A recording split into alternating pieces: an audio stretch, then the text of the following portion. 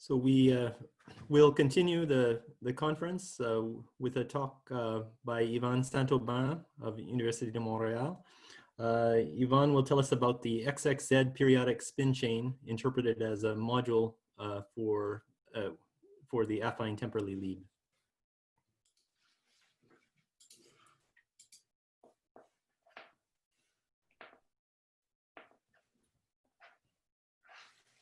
Okay, let me share my screen. Well, thank you for the invitation and thank you for being there. Talks online are not the most convivial thing, but thank you to be there. So I'm going to start with an introduction presenting the problem with a lot of symbols undefined. So it's not really usual in a math talk, but I'm going after this introduction to be more prudent and introduce things properly. But I want to give you an idea of what I'm aiming to in this project. This project was done with Théorie, one of my students. Very good.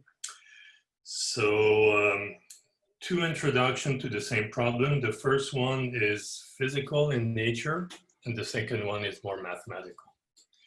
So in physics, there's quite a bit of statistical models that are defined through a linear map. It's called usually a Hamiltonian, but it's only a word for this peculiar, complicated linear map here.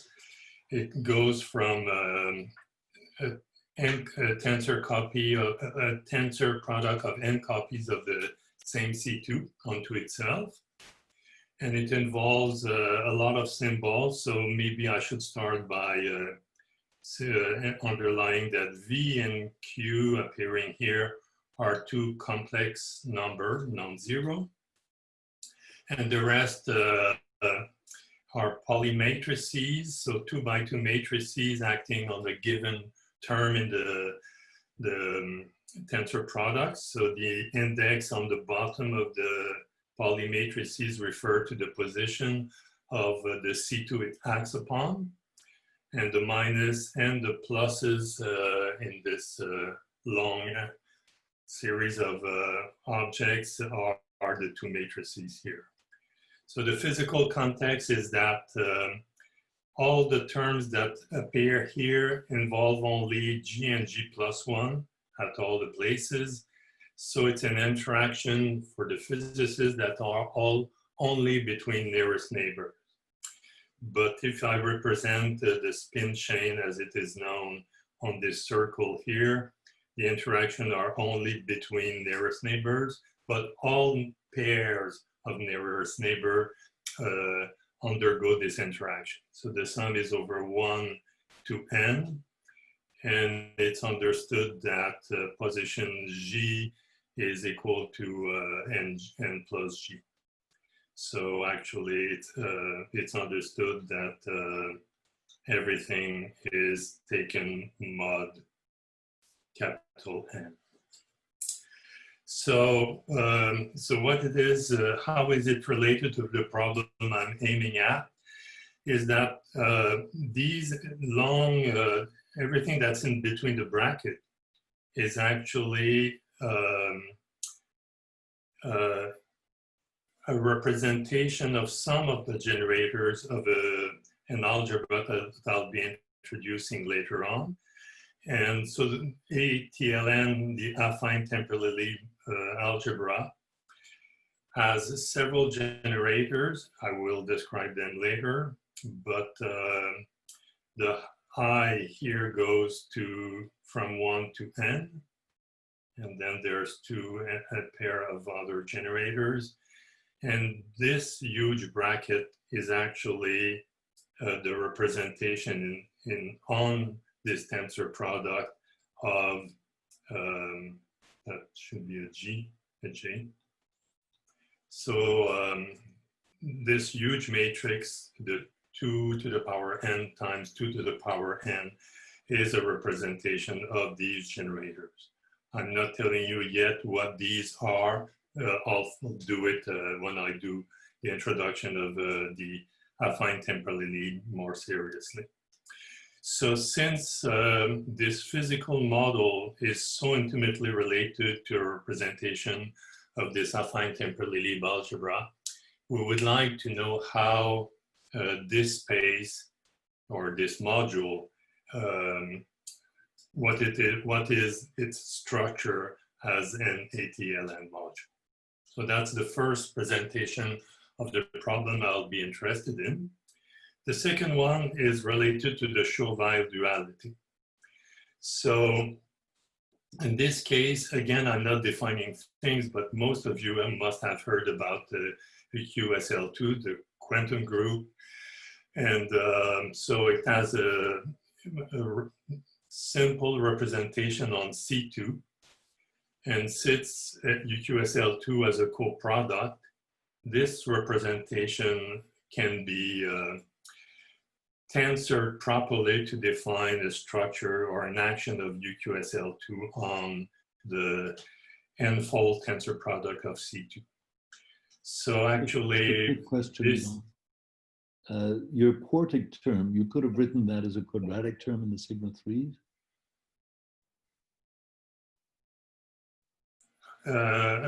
Would you repeat your question, John? I didn't understand the question. Usually one sees only quadratic terms. You have a quartic term, but you don't have a sigma 3. So if you rewrite this in terms of sigma 3s, it becomes quadratic? The third term. No. So you're puzzled by this term. Well, I don't see a sigma 3 term. It's an XXZ model. So where's the sigma 3 part? Is that not it? It's hidden in this part. I'm sorry. Isn't it that part of the Pauli algebra? I'm sorry, you're right. It's hidden in this part. Sorry. No, it's not. No, that's linear. I'm sorry. No. I cannot answer your question quickly, but you're right. There should be a sigma 3 in this thing. But that's exactly the third term, isn't it? Sigma plus times sigma minus gives sigma 3. Yes. So actually, you're right. These terms are diagonal, and this term too. So it must be related to the sigma 3 quadratic. Yeah, exactly. But this is a different basis, right? This is like the HEF basis for SL2 and not really the spin matrix. It's standard. It's just he's written it in a way where sigma 3 has been left out, but he could have written it quadratically in sigma 3. That's true. So usually the term in front of the sigma 3s is the weight is of the form Q minus 1. So I was looking for it. So it's probably a combination of all these terms that where the sigma 3 is hidden. Okay, this form is kind of nice to prove actually that the generating the relations defining the affine Temperley-Lieb algebra are verified, but I could have used the one you prefer, John. So I'll come back to the Chauvel duality. And I was noticing that there's a natural way to start from the two-dimensional representation and crank it to the n-fold tensor product. So there's an image in the endomorphisms of C2 tensor n times. And the Schur duality states that actually the centralizer of this action is precisely the Temperley-Lieb algebra. So I've already talked about two algebras that I've not defined, the affine Temperley-Lieb and the traditional one, the TLN. So the definitions will come. So let's hold our horses for the time being, and let's assume that we know a little bit what the TLN is. And the Chauvel duality also say that the centralizer of the action of TLN is the image of sigma, the representation, the image of the representation rho here. So the usual Chauvel duality is just with a symmetric group. So this is a Q deformation. correct. So if you leave me a chance to make my sentences complete, that's true, John. So the usual true duality would be at Q equal 1, where the quantum group would have a natural limit as the enveloping algebra of SL2. And TLN would be a quotient of the Hecke algebra evaluated at Q equal 1. So this is indeed a generalization. So if you would like, I could do a Q-Schur-Weil duality. And I believe that the generalization to a Q-Schur-Weil is due to Jimbo when Q is not a root of unity, and Martin for any Q, non-zero. So this statement is, as I've noticed, is for an algebra that is not the affine Temperley-Lieb algebra. So again, I'm going to define them properly in a second, but the TLN is a sub-algebra of the affine one, and the generators of this one appears explicitly in those of ATLN. And so why I'm interested in Schur-Weil when only the TLN algebra appears and not the full one, it is because there's an extension or this action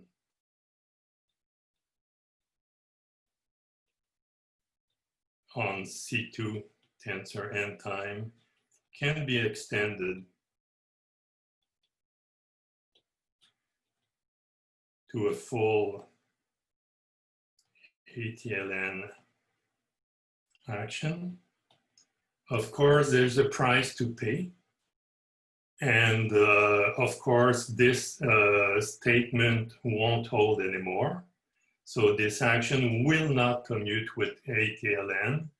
So I should be prudent and call it, for example, broken Schur-Weil reality, because the action of ATLN won't commute with the action of EQSL2. But notwithstanding, I'd like to understand the structure of this module as seen as under the action of ATLN. And I might hope that the action of UQ, some part of the action of UQSL2 would help me probe this action of ATLN. So I've used a heck of a lot of words that haven't been defined. Still, is there any question at this point?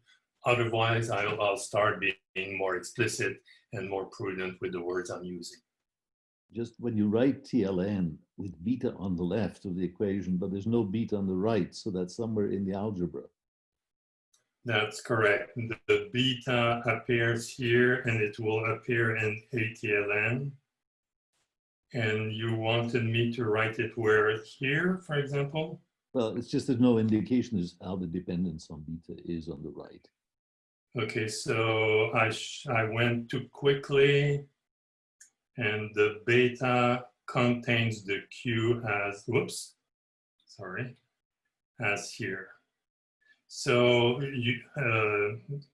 John's question allows me to underline the fact that there will be a few parameters. So the square here, I'm going to repeat it on many of my transparencies because it's so confusing to work with this thing.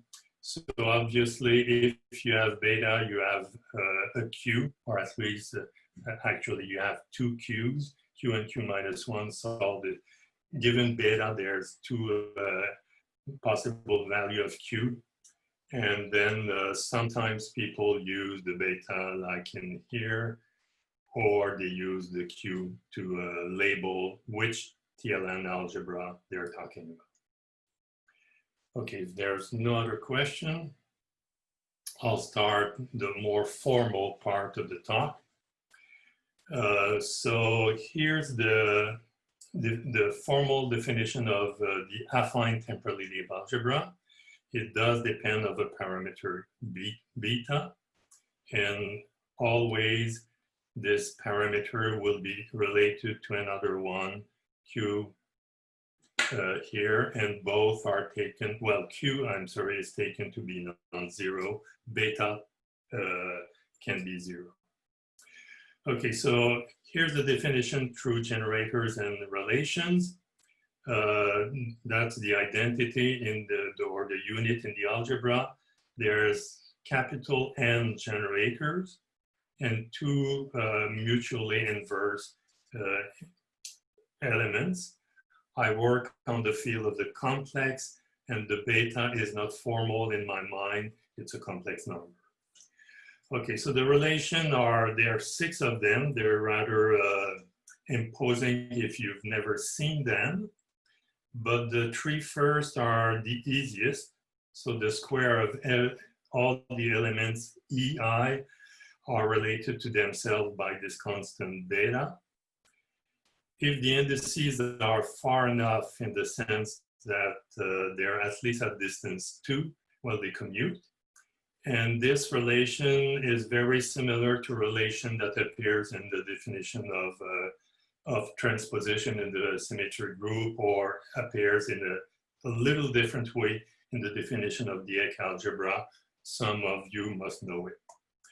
So, I'm sorry, what is E plus minus I? Yeah, that was my question. You mean I plus minus I? Oh, okay. Oh, I'm sorry. Thank you. Wrong. Okay, so just a second. Let me correct that. Thank you.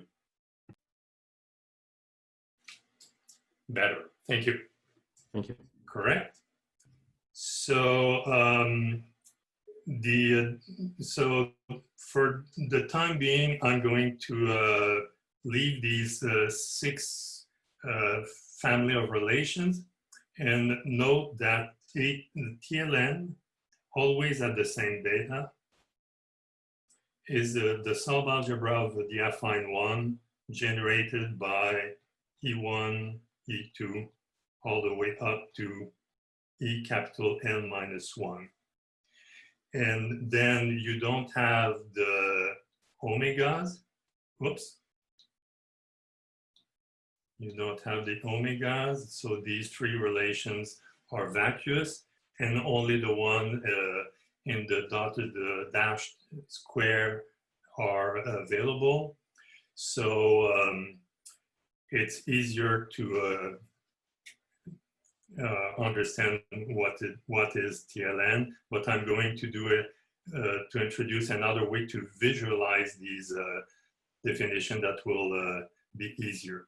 So there's a capital distinction between these 2 family of algebras, is that this one, the TLN, the original Temperley-Lieb, is finite dimensional, but the affine one is infinite dimensional. So there's in the literature 2 words, depending if you're in mathematics or in physics. The original definition of the affine Temperley-Lieb didn't have these omegas, but it was going through all the n, and all indices are understood. Okay, I should write that also. All indices in ATLN are understood mod n. So for example, this relation has one that says that. Okay, so it's really periodic in the sense that the indices are like wrapped around the circle.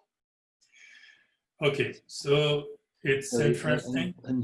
I'm being very stupid here, but I'd like to see these symmetric group recovered when Q equals 1, and I don't see it. No, it's a little tricky. So the EI, John, are almost the transposition I plus 1 in the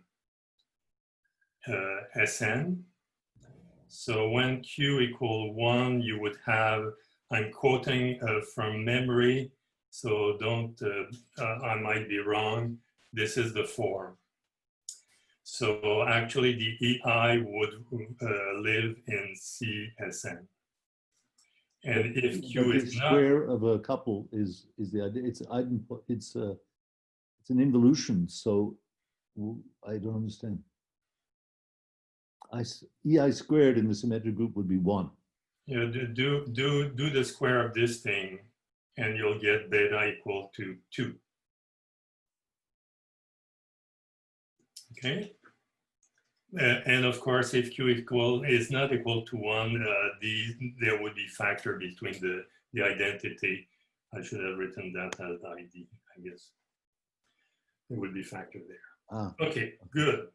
So here's another way to think about affine Temperley-Lieb algebra. I introduced the concept of N diagrams, and the N refers to the number of dots on each side and points marked on these rectangles.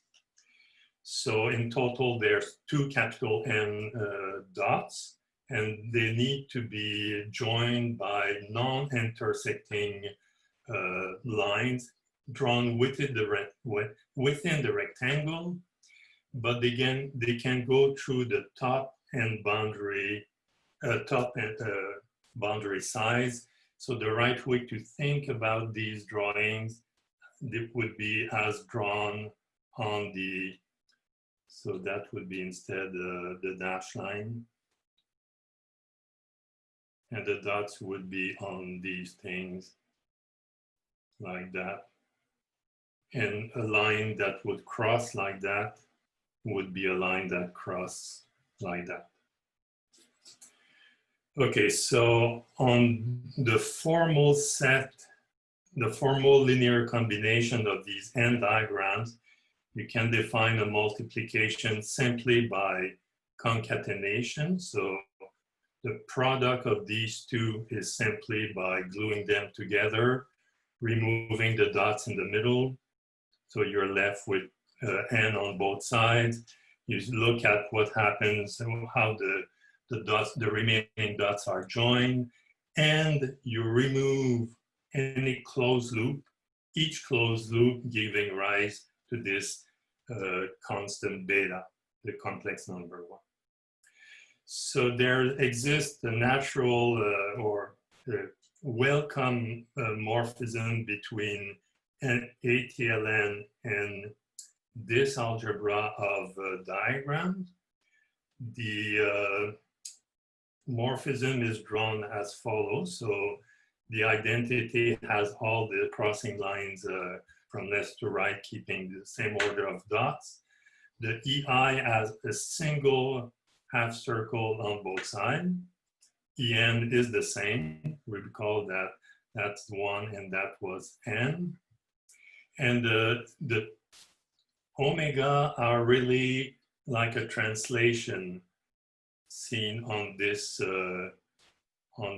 ribbon glued together to make like a circle or a cylinder. So to check that this is actually a morphism, you should check that the relations are verified. So I'll do it very quickly. You pick 2 of them, the simplest, the easiest to draw. And you see that indeed, for example, the square of the I has a loop. So I remove the loop, I get the beta and the original EI diagram. So it's actually verifying this relation. You can visually check this one similarly. So the great news is that with this morphism, these 2 algebras, the formally defined through generators and the relation is isomorphic to this one. So it's easy to compute and think properly using those. No question? Okay. So I'll skip that for the time being, and I'm going to introduce a family of modules over ATLN. They'll play a central role in the goal I've set myself. So I'm to introduce a new family of diagrams.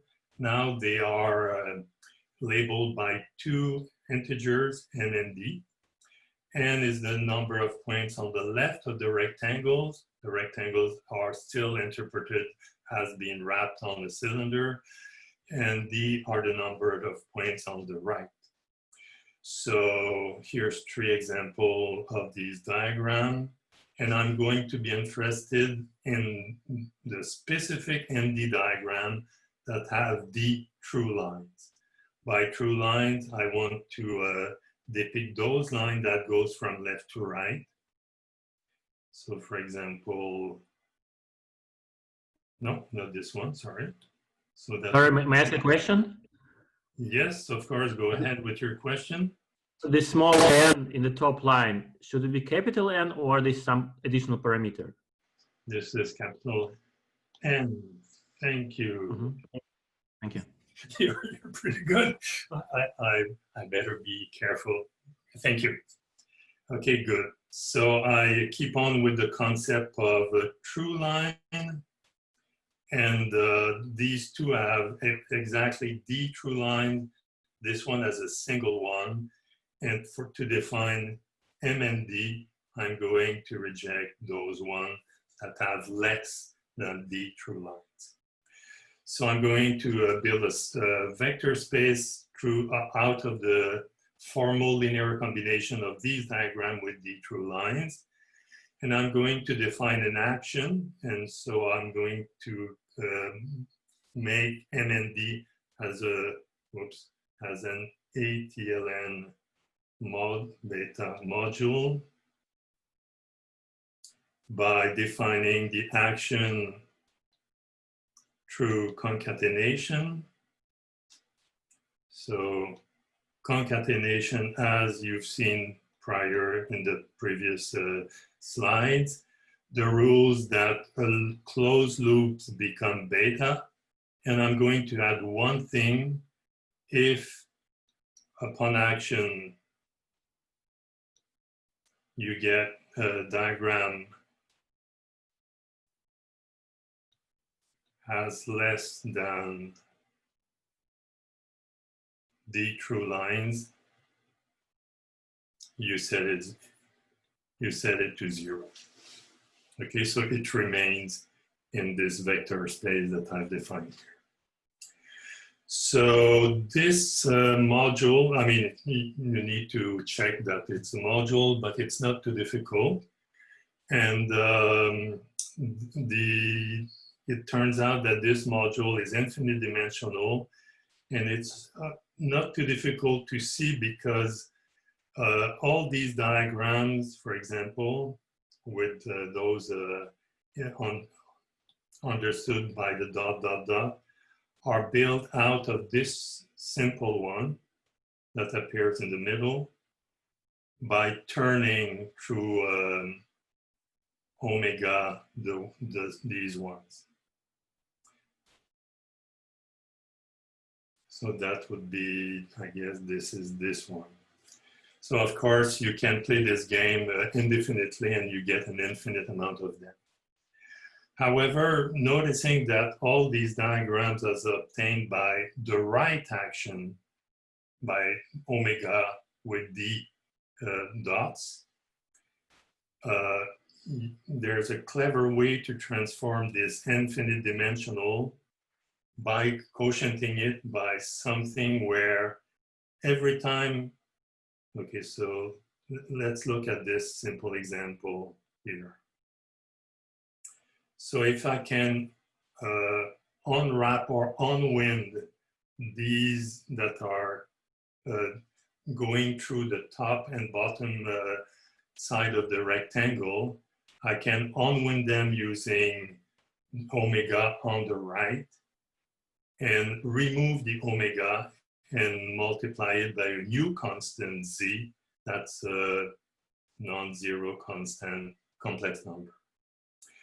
Okay, so the quotient of this infinite dimensional module here, by this action of removing the omegas by adding a factor z here, this quotient becomes finite dimensional and it was called the cellular module over ATLN.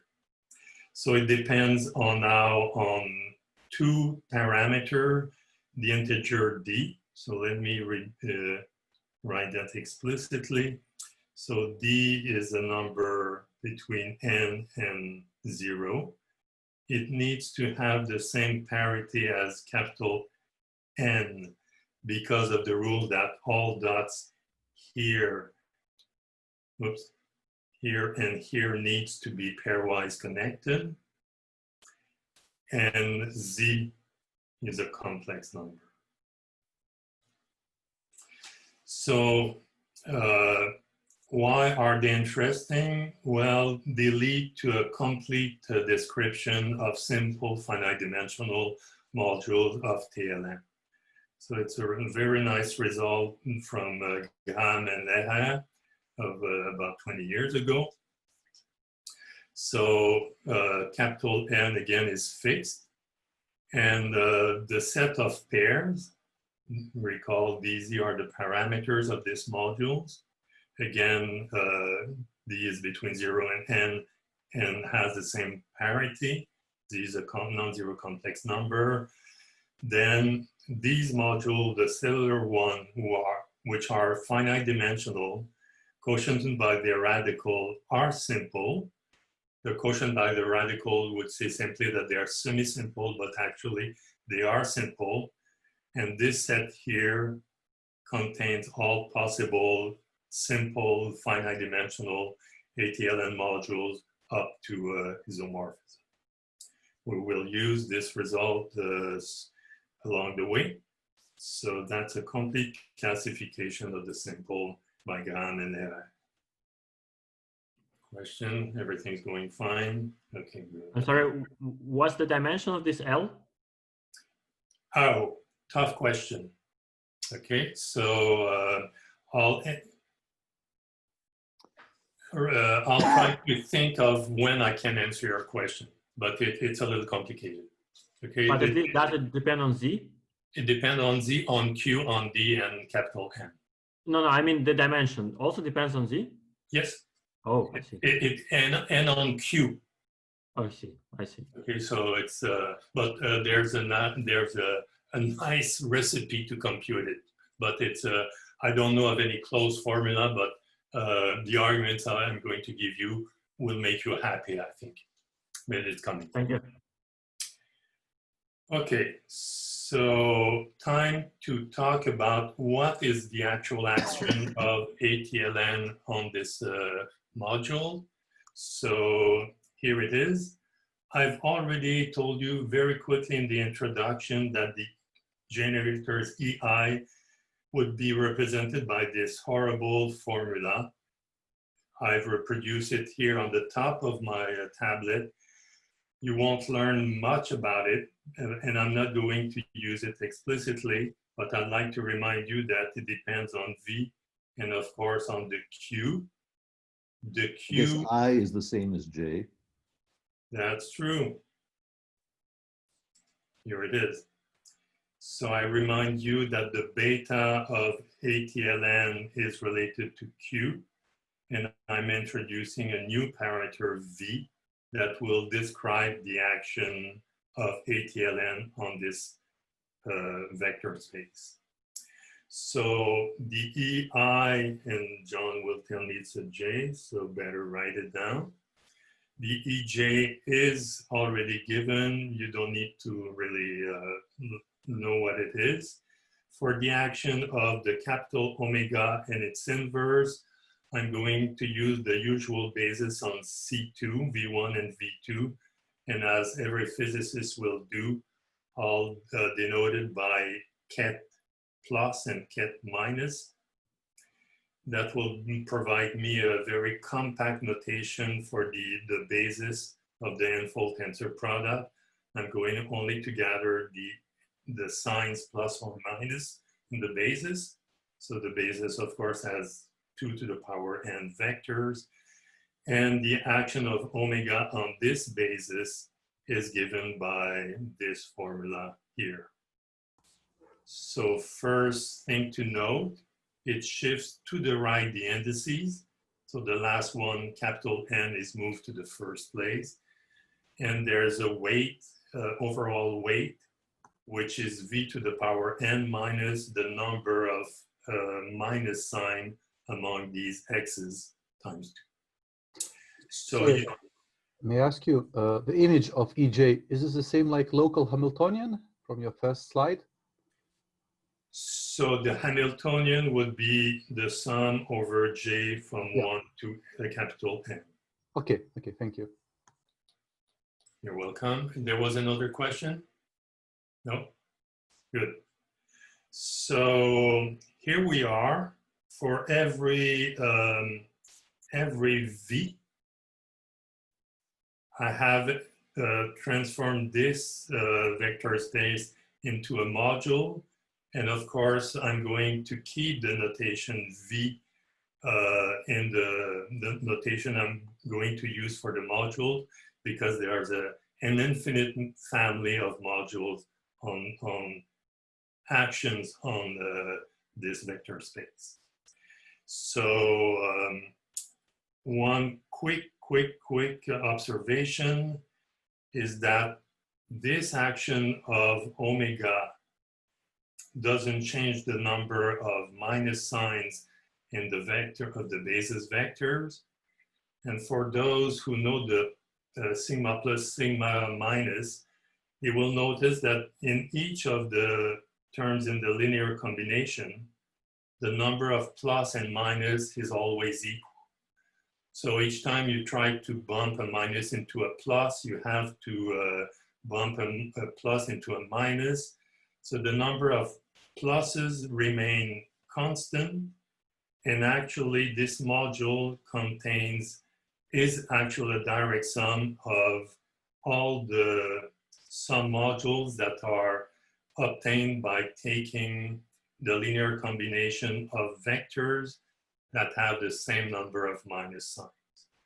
So actually we have already this simple formula here, where this module is the sum over, say, I from minus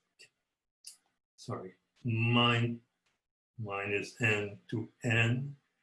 I'll put a little prime here to say jump of 2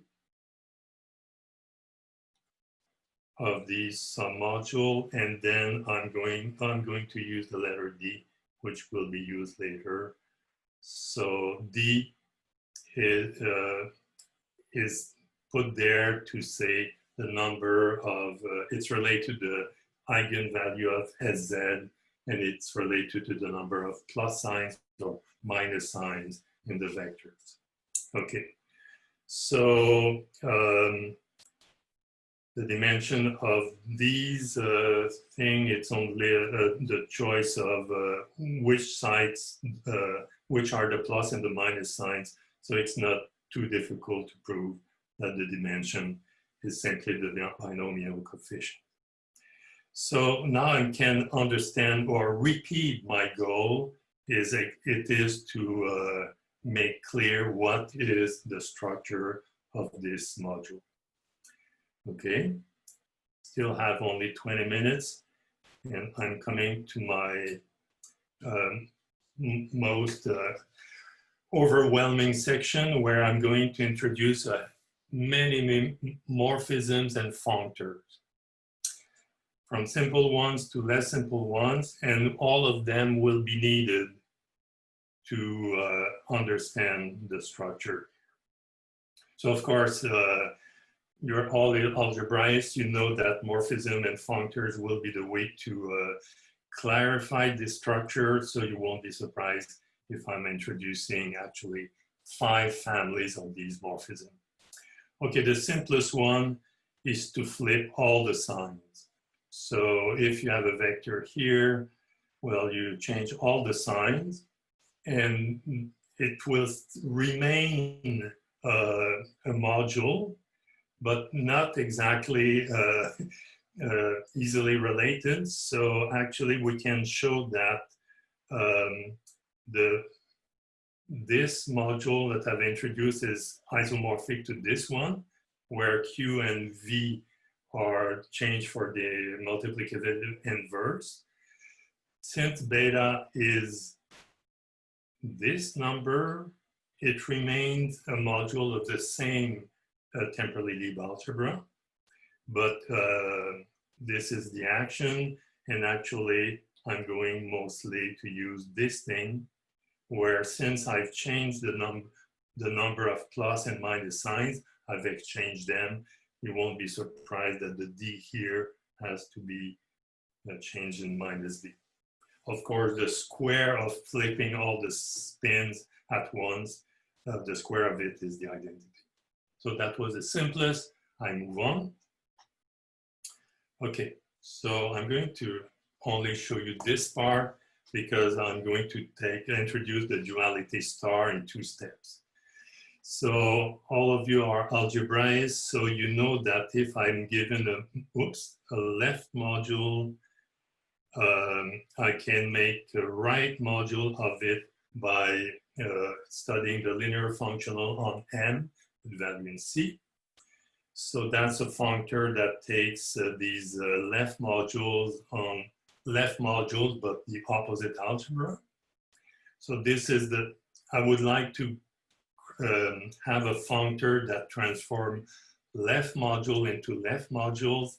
And that's possible because ATLN has a very nice anti-involution that simply takes a diagram and flips it left-right.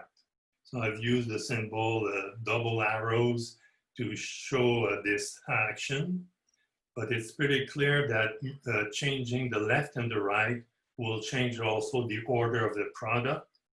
So actually it's an anti-involution relating these 2 algebra, ATLN and its opposite.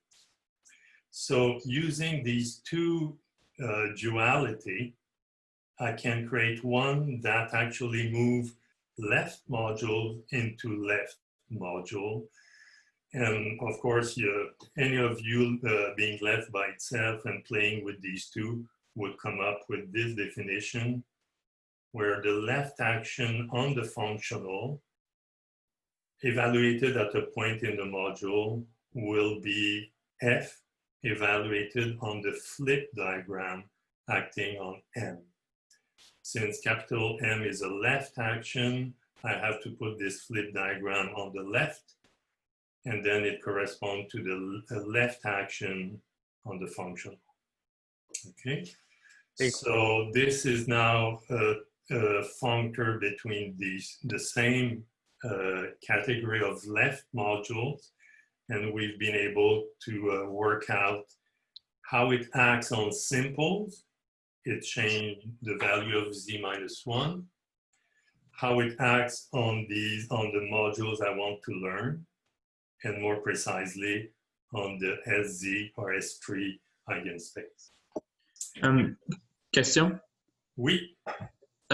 Should be M left module to hum MC right module to new action M star left module. Right. I don't know where your question is. That you're not happy juste, with juste en dessous de ça, juste la ligne en dessous, ça fait gauche, droite, gauche. Yeah, this one is right. And if I reinterpret the action on this thing as the star action, it becomes, oh, a left. Okay. You're totally right. Okay, got it. Thanks. Okay, good. Okay, so this is will be useful by the following. In the following, I also should note that this duality flips the Lévy diagram.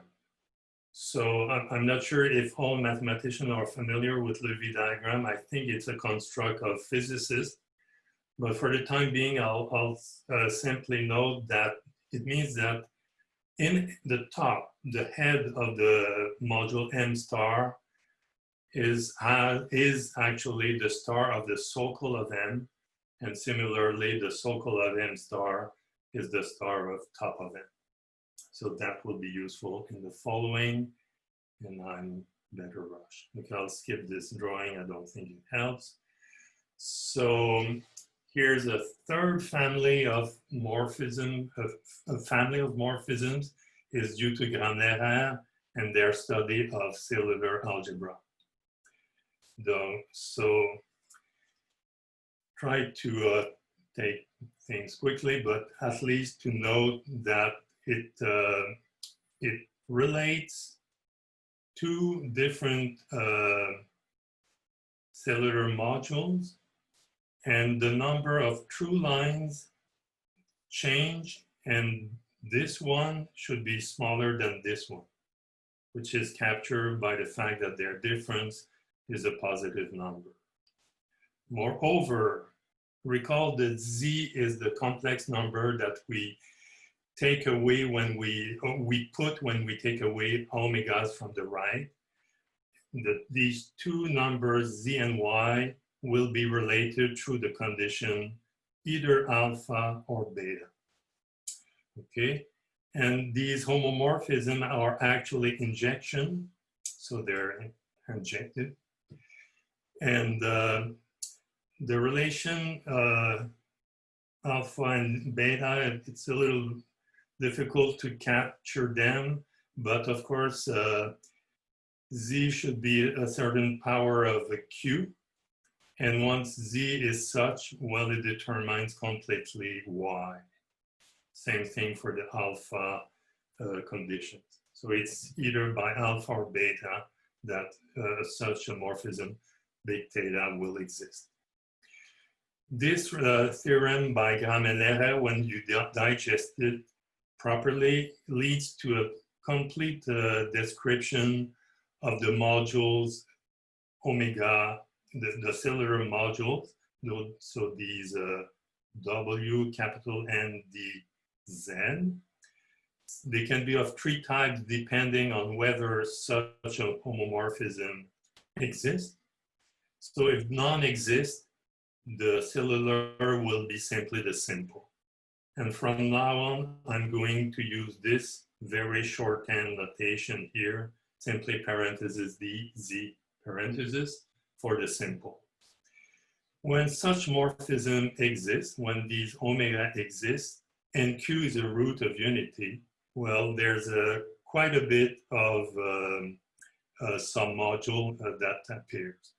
So I'm using the notation that's familiar. For example, if you know the Virasoro algebra and its Verma modules, these drawings are very often used. These drawings are often used to describe their structure. So, for example, question?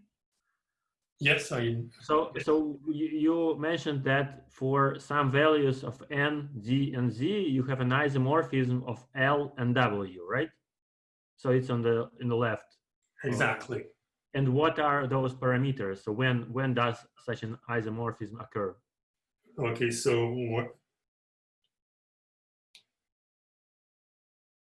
when equation alpha or beta, oops, sorry, not or, but and, has no solution. So by these equation, I mean this one.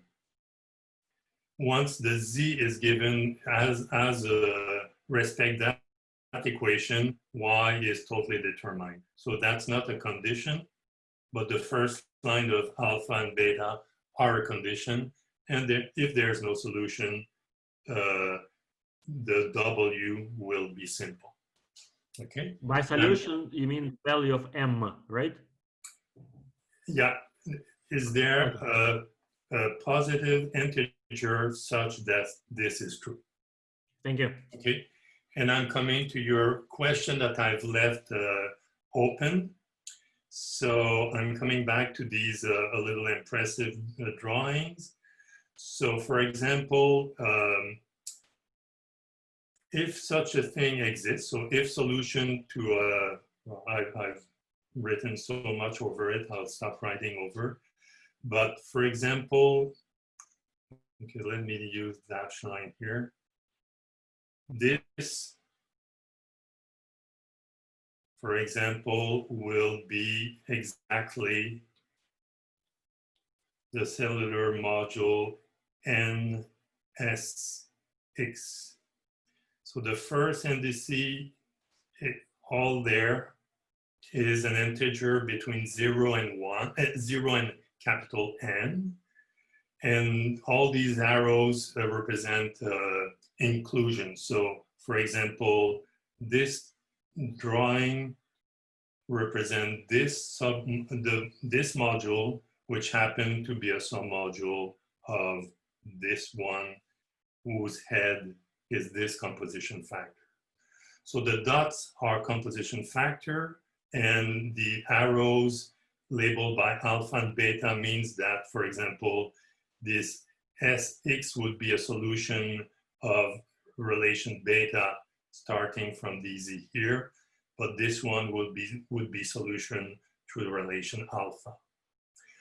To come back to Professor Feigen's question of how do I compute the dimension of this simple, well, I draw this diagram, and starting from the bottom, I compute the dimension of every composition factor, the one appearing at the bottom. So I've put ... For people who know Virasoro module, Verma module, they know that these ... goes to infinity. But in the present case, since the S is larger than D, the R is larger than S, and so on, at one point, the index will reach capital N, and the drawing will truncate.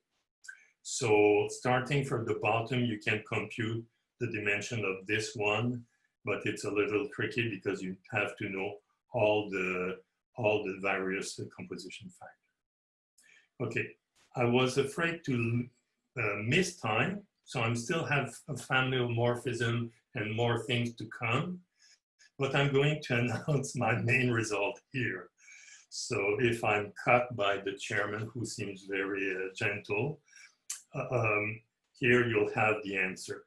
Okay, so this sum module of the C2 n-fold copy, tensor copy, this is, I remind you, only the subspace that is an eigenspace of SZ. It has one of the four form here, and they look identically to those here, these two here, except for the direction of arrows. So all the labels will be those given by Granera morphism. All these are computed the same way, but all the arrows red were pointed from southward before, now they're going up. So it's a little bit difficult to understand the structure of this thing. So I'm going to redraw them the way we started drawing them, more like horizontally. So if you look at this drawing, the composition factor are all here. So the green one, like these three, are the sink, and they appear in the bottom of my drawing here, and they form the so-called of the module. The source are drawn in blue, and they form the top, which, if there's more than one, is semi-simple but not simple. And the magenta are in between, and they would be the top of the radical of the module. So for people who know a little bit about the Virasoro algebra theory, they will recognize in these drawings, either these or these one here, the structure of Feigen-Fuchs modules that appear in the study of Virasoro algebra. They often appear as Fock spaces over the Heisenberg algebra, and upon which you put the structure of Virasoro action. So our results actually provide a finite dimensional example of these eigenfunctions. Of course, they truncate at some point. The dot, dot, dot here do not go to infinity, but they have all these arrows flipped. Okay, how much more time, Michael, do I have left? Your microphone is closed. Yeah, there's no problem to go 5 more minutes if you'd like. Okay, go. Let's take them. I'm almost done with the whole slew of morphisms that I'm going to use. So one was already discovered by a student of mine who's now doing a nice career, and myself a while ago. And it relates the cellular ones to these that I'm trying to understand. So they're crucial in the sense that without them, there's no way that we can use Granera, morphism, or theory to understand what are the composition factor of this one. So there's such an morphism between these two, and it's always an isomorphism, except when there's an integer solving this equation. So if I come back a little bit above, it's precisely this condition.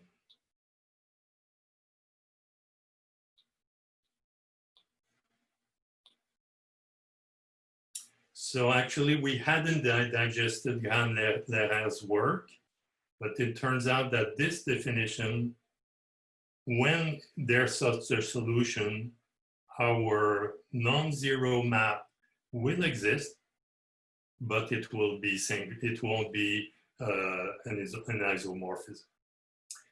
Moreover, Theo, my co-author in this project, proved a really important thing is that I haven't defined dv critical, so dv will be critical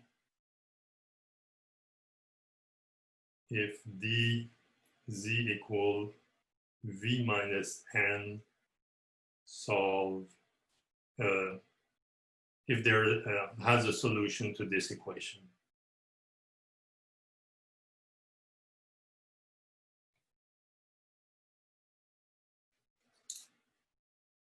So for these critical dz or dv, we know at least that the morphism I always keeps these two composition factor in the image. So it might keep more than that. It can keep something more here, here, here, but at least these two, the two top ones, will be always composition factor of this one. Finally, here is the place where UQSL2 is used. So there's more morphism also introduced by us, even though Alexis Morin-Duchesne and I had a very limited version of this result. So let me point where the things happen. So this relates two of these SZ eigensector. The N and the Q are identical, but again, we were faced with our case where T and D are integers, T larger than T, larger than or equal to D. So these things here are there. And the relationship here between V and W is intimately related again to this relation appearing here, except that I've used V and W, and W should be to the power minus n should be Z, and Y should be V to the power minus n, and then this relation would be again up the condition alpha. So only a word about how they construct. I'm not going to do the explicit, I mean, we know the explicit formula, but they're constructed using the divided powers.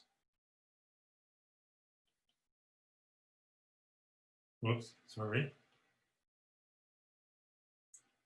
Like S plus minus power A. A would be this number that appear in Lustig. There's a Z, right? Sorry.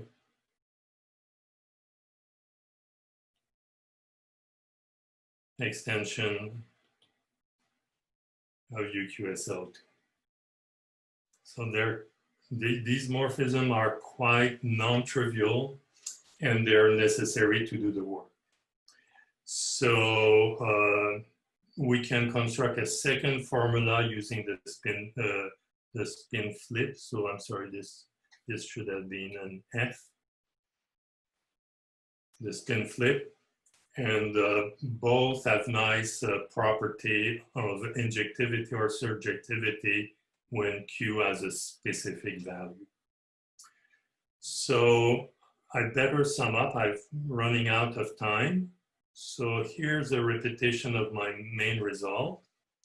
So when Q is not a root of unity, there could be a simpler, another version of these ones, but the formulation here restricts the discussion to the case where Q is a root of unity, which is the toughest case.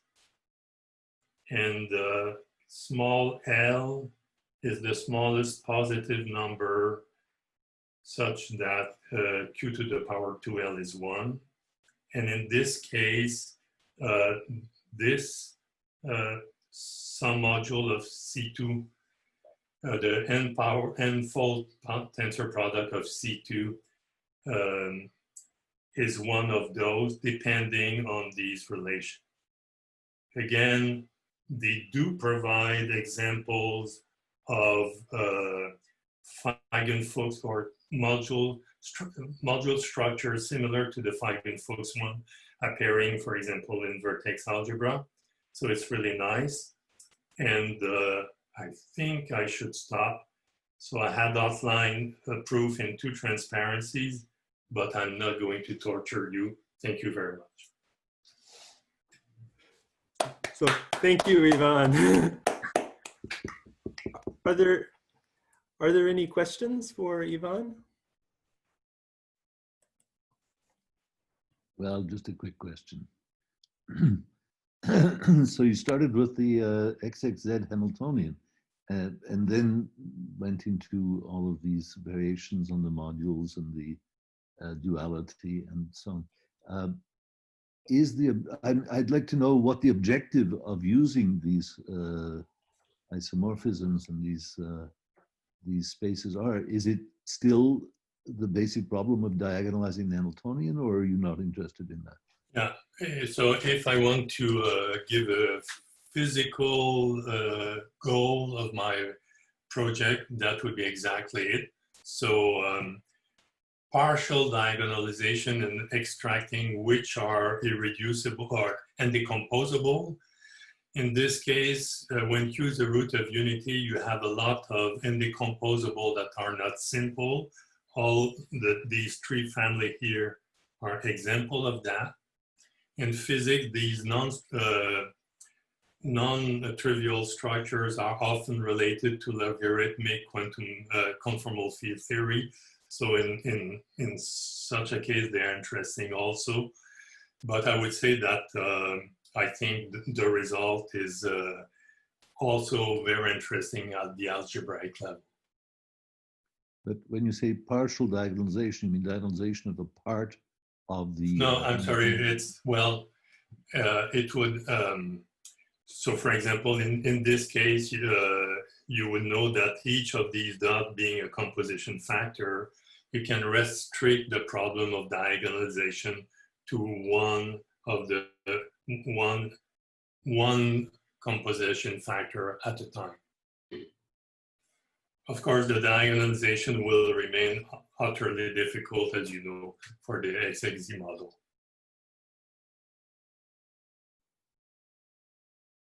Are there other questions?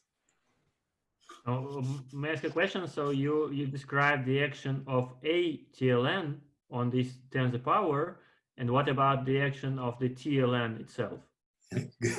Good question. So actually, we have a partial understanding. I think Theo, my colleague, has a full understanding of how this thing decompose. Your question is interesting for me because it is how it is studying indeed the restriction of this action to TLN that we discover how to prove this this structure as an ATLN module. So it's a natural question. I think it's not too difficult to work out the full answer. I have a couple questions, Yvan. Is the commutant of the affine Temperley-Lieb inside, it should be a subalgebra of SL2Q or UQ SL2. Is it known? I don't think it is known.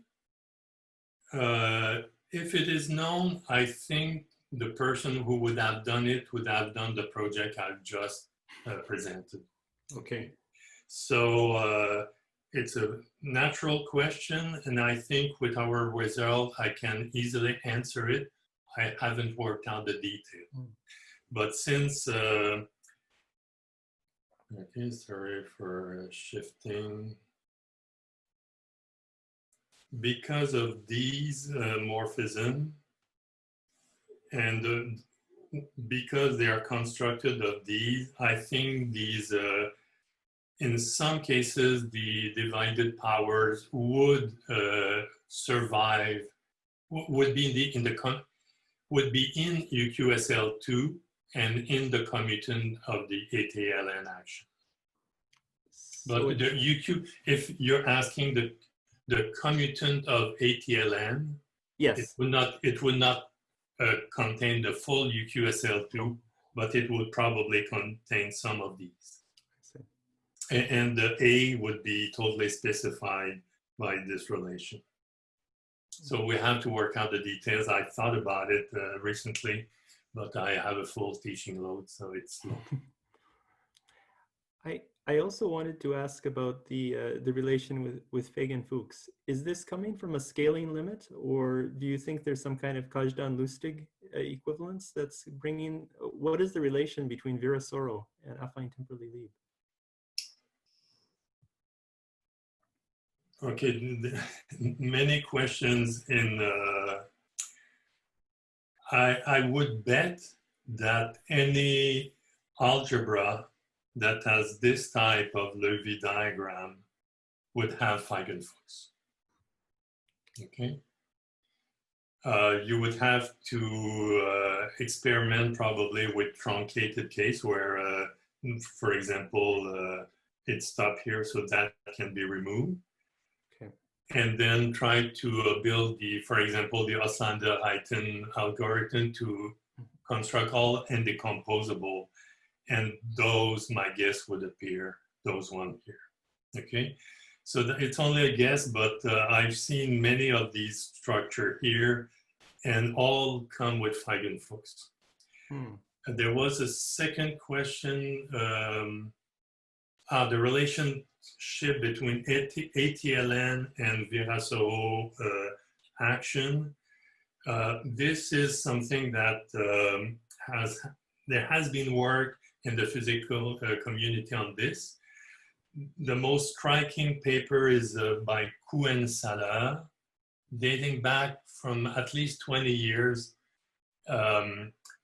They tell you, well, there's a copy of the Lie algebra Virasoro within the associative ATLN or TLN associative one. Okay. Okay. They give you the formula, but it's extremely difficult to use. It has been verified in 1 or 2 examples where you can do all the computation and it's true what they're claiming, but all other cases are open. And that's for TLN. ATLN is even more difficult. ATLN is for like the periodic conformal theory or on the cylinder, and you should have 2 copies of Virasoro algebra commuting, and people don't know how they could emerge from ATLN. At least I don't, personally. Tough question. Are there any other questions for Yvan? Okay, I'll thank Yvan again, and